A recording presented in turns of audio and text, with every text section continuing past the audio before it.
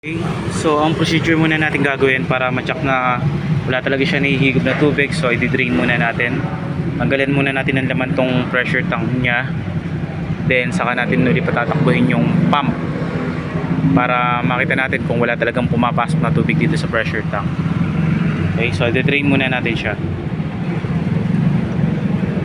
Dito. Yan.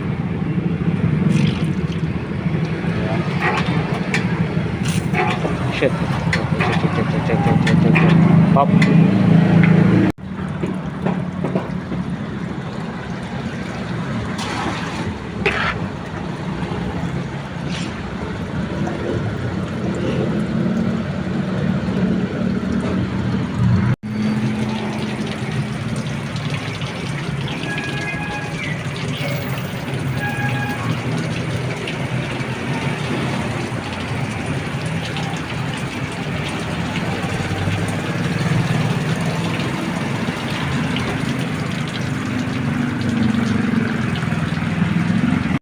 Okay, so test naman natin yung pump kung talagang wala siyang nahihigop na tubig sa ilalim.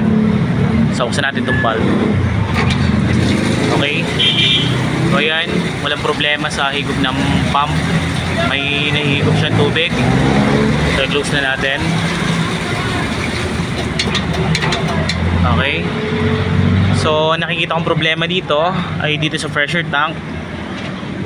Ang naging problema dito sa pressure tank, nawala na siya ng airspace, puno na siya ng water, so kaya dinirain natin siya para mag-recharge uli ng hangin.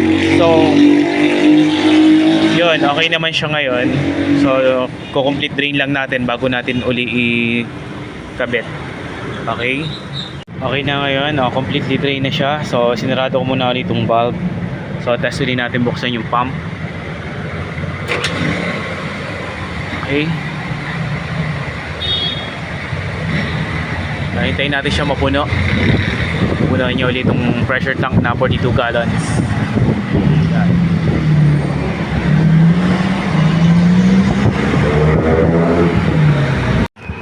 So minto na yung pump natin. So puno na siya ng pressure. So test natin ngayon. Ito, buksan natin kung may pumasok ng tubig sa loob ng pressure tank niya. So yan. Yan. Okay na siya. So ikakabit na natin siya for final test. Test natin sa taas. Sa may storage tank niya sa taas. Okay, dito tayo sa taas. Okay, ano. So dito tayo sa taas. Check natin yung tubig. So ito.